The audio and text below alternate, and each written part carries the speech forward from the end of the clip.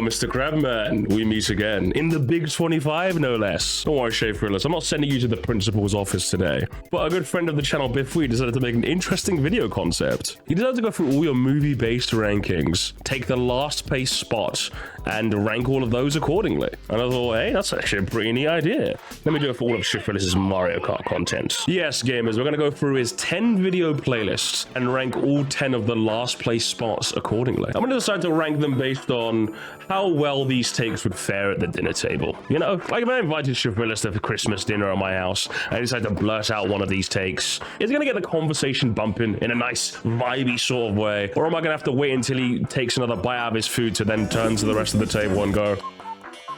So, starting with the most agreeable take of all of his rankings, I think it's very clear which one that has to be. Disappointment in the game of life! Yeah, without a shadow of a doubt, the one that's easily going to be the most lowest says 9/11 and whole audience cheers take of all time has to be him putting Sunset Wilds in Mario Kart 8 as the last place spot in that ranking. Good lord, what a mess of a track that was. In fact, he cooked this track so thoroughly, filleted it with such precision, that I in fact decided to use part of that video in my own 96 track ranking, since I didn't think I'd be able to say it with as much gusto as he did. And a good job cutting off all of the lighting system defenders at the source. It was a terrible defense when people kept using it then, and it's still a terrible defense now. There's no way I'm defending my multi-billion-dollar company because they can't program a fucking sunset. It was unreal. Good job for putting that last place. I agree with the take.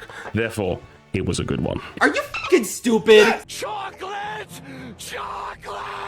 I think another take that we could all have a nice pleasant evening at Thanksgiving to was your Mario Kart DS ranking when you put Choco Island 2 as the worst track in the game. Yeah, I think what more is there to say about Choco Island 2 that both me and him haven't already said a billion times? A big mud puddle in the middle, jumps that throw you off the course, an oversized mess of a track that has no respect to the original source material's lap count, although I don't know why you'd want to because it's Choco Island 2. Although Schaffrillas does wrongfully claim that I have not ever had one iota of fun on this track. surely there was a bit of fun in knowing that it was done and you could just move on, right? Or turn the game off and play a better Mario Kart game like Super Circuit. Even in 2025, I am still Super Circuit's biggest defender. Wario! Oh wow, it's almost as if the Crabman has good takes because they're the same takes as mine. It's exactly what I thought when he puts N64's Wario Stadium as the last place ranked track in his 64 ranking. Yeah, this is just pretty much deserved, if we're being honest. A long, bland, absolute train wreck of a racetrack. Although this is where me and Schaffrillas really started to get a bit nitpicky, you know? I'm not going to disagree with him at the dinner table. You know, if I'm in the voice chat and it's about 2 a.m., we're both playing Minecraft, and the conversation's died down a little, and he throws the N64 Wario Stadium conversation out there, I'm definitely going to point out the fact that he said the Wario PNGs on the side were bad decoration. I just think they're funny, if I'm being honest. Copy-pasting the same head over and over is just pure N64 chicanery that we're just never going to get in the modern day. Also, you weren't really too big a fan of that one jump where if you fail to jump, you have to go all the way back around. You know me, gamers. I am a man who loves the chicanery. The Lakeside Park bump, I will be there no matter what. The Choco Mountain drop, I will be there no matter what. The Yoshi Island shortcut, they still need to bring that back. So yeah, we're definitely getting into a bit of disagreeable territory, but when it comes to your placement, yeah, we're all in agreement here. Life's a beach and you're... Still in the relatively agreeable territory, we go to his Mario Kart Wii video next, in which he decides to slander the track in last place before the review technically even starts. But which ones are the cream of the crop? And which ones are fucking GBA Shy Guy Beach? Good lord, is GBA Shy Guy Beach really that bad, Schaffrillas? Really? Come on, don't get me wrong. I agree with this for the most part. I think when I initially watched Schaffrillas' ranking, I was definitely wearing my Super Circuit bias on my sleeve and on my back. I certainly was. But when you replay Mario Kart Wii, you realize that Shy Guy Beach is just not it in this game. It just was not built for this game in the slightest. It really is a victim of the pre-Mario Kart 7 era where they just kind of slapped some retros on the game and called it a day. Because yeah, that jump section where you have to jump across, it just feels horrible. It does not feel nearly as good as it does in the GBA version.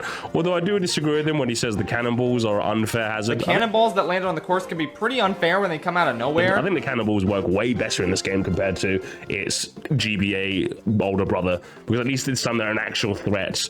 It's a shame that it comes at the cost of the rest of the track being kind of lame. I do like the crabs in this, like they kind of move a little unpredictably. They're kind of fun in that instance, but overall we're still in relative agreement, let's say.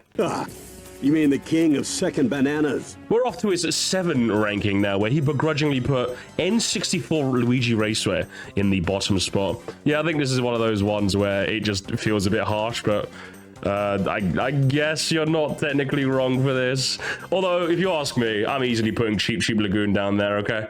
Boring water tutorial. I will never be there no matter what. Hey, I know. I'll use my trusty frying pan as a drying pan. Moving swiftly on, so in order for me not to get doxxed by the cheap Lagoon defenders, all 2 of you, we go on to his Mario Kart Double Dash ranking, where he put Dry Desert as the worst track in the game. I'm definitely doing a bit more than just squinting my eyebrows at you, that's definitely for sure. I'm never gonna defend this guy in court. I think even in my original Double Dash ranking 2 years ago, I put it in the worst in the game. Maybe it's because, relatively speaking, compared to its 8 counterpart, it actually has a loss of that Double Dash charm.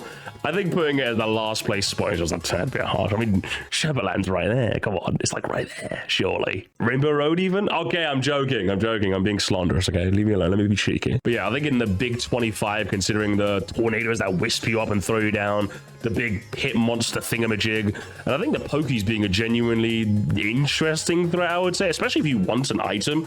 I think putting this at the very bottom is just a tad bit harsh. I'm still not in fighting territory. If we were casually just spitballing takes as we play video games, I'm definitely calling you on this one.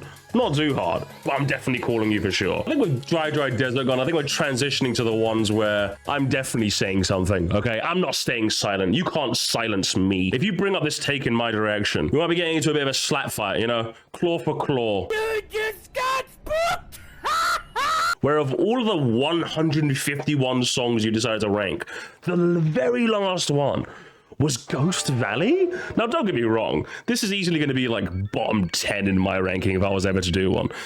Probably not. It's way too many songs. Considering right above it was what, Banshee Boardwalk? Like Yoshi, you also put Yoshi Falls in like nearly the top one. Like, yeah, he did, by the way. He put nearly Yoshi Falls was nearly in the top 100. Could you believe that shit? You telling me Ghost Valley was worse than DK's Jungle Parkway? The fucking 15-second little marimba loop? Really? A nice atmospheric rendition of a decent Ghost House theme is going to be the worst thing on planet Earth? Absolutely not, am I? You're not getting away with that, Mr. Crabman. No chance. No chance whatsoever. Meet me in the Minecraft ring, brother. 1v1, okay? Netherite armor. Swords only. Find this girl, I'm gonna kill her. I'm going to kill her. You had the absolute gall after Ghost Valley being the worst to put Peachette as the worst character in the entire Mario Kart series? PGP is right there. Tanuki Mario is right there. Waluigi's right there. Now, in all fairness, I think your argument for Peachette being the worst generally makes quite sense. I think in a game like Mario Kart Tour, where Princess Peach has an abundance of costumes, playing as a fake version of Peach just does not feel nearly as good in comparison. You certainly weren't wrong when you said people are going to be livid if she's in Mario Kart 8, because people certainly were. Both of those stupid monkeys! Not me, though. I made a whole video defending my queen. I certainly did. I definitely didn't do it just to be a bit different and quirky, Chungus. I definitely didn't do that, I promise. The Peachette hate in 2025 is crazy. I'm gonna be honest. It's absolutely crazy. It's 2025, okay? It's the year of women and Black Ops 2. Two of the greatest things on planet Earth. And then after that game, as we transition to the final two, the two where, if Schaffrillas was ever to say this in my domain, it's fisticuffs at night, it's pistols at dawn. The only thing that's gonna be shiny when I'm done is the sparks that are gonna fly from this intense bout that we're gonna have. It's on! Oh my god! Oh no! Pierre!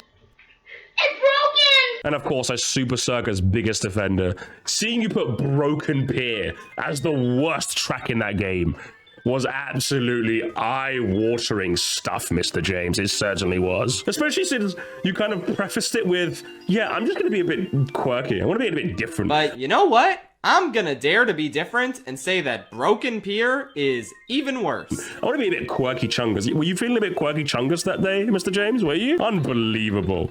You just lied to thousands of people. And for what? Just to anger me? Just to piss me off? It seemed like with your Super Circle one and your Super Mario Kart in particular, It was a simple case of, I'm just doing this out of obligation because I kind of set this arbitrary goal that I have to do all of the Mario Kart games, even the ones that I'm not kind of interested in, which is fair enough, I suppose. I guess it's better for you to make the video on Super Circuit than to have million upon billions of zillions of people in that graveyard of a subreddit of yours. Not a graveyard because it's empty, but because it's full of ghosts and ghouls. Good lord, that place haunts me. Yeah, I suppose one reality is better than the other, but it definitely did come across as a little disappointing from someone who really loves Super Circuit and played it as a kid. My father bought the copy for me. It was definitely a bit disappointing to see you kind of just go through the motions and call it a day. I mean, in all fairness, you did admit that you're mainly going off vibes since the game itself is definitely quite hard to control. But in principle, if you're going to review a game, especially all of its tracks, I think you should at least try your hand at getting as good at it as possible. Again, it's Super Circuit. I'm like one of the 3 people alive who care. But in principle, it's still something I disagree with, really. And next time, James, you should do better. Do better. It's 2025, okay? Go play Black Ops 2 if you haven't already. There's no way you were ever getting over this take, not in my presence. But there's one more that I would defend even harder than my dear Super Circuit. And of course, in the game that it was extremely clear that you didn't want to cover it all. I mean, in all fairness, neither did I. I think both of our arms were twisted. But if there's one thing that I will eternally hold with me to the grave, is that SNES Bowser Castle 2 is not the worst track ever made. It's not cinema. It's far from it. But it's far from the worst thing that this game has to offer. And yeah, of course, here comes James to set the narrative once more to thousands of people who will never try this game. That SNES BC2 is the worst thing ever made. In the big 25, I'm still going to live in a world where people think it's the worst track ever made. I just can't believe this. I don't want to live in this world anymore. And no YouTuber I would ever call the GOAT would hate on the dead end turn. Easily the funniest thing Mario Kart has ever done and ever will do.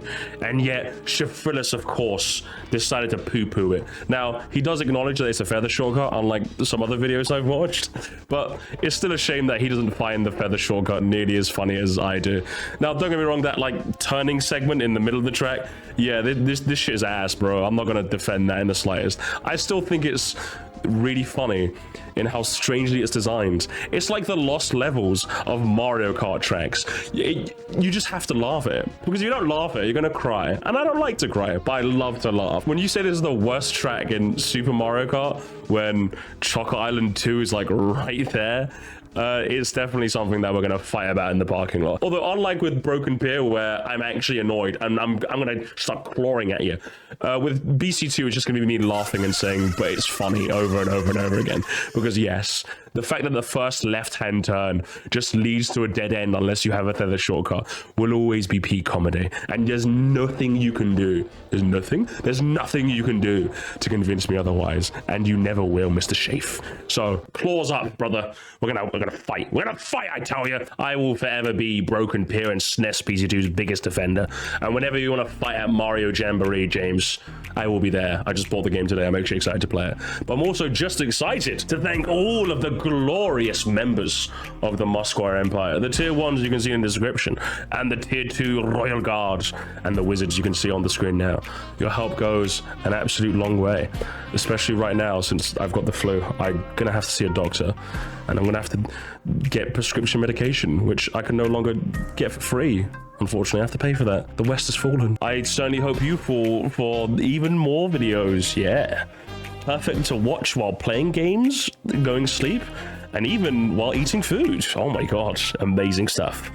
And until next time, gamers, there's your lot.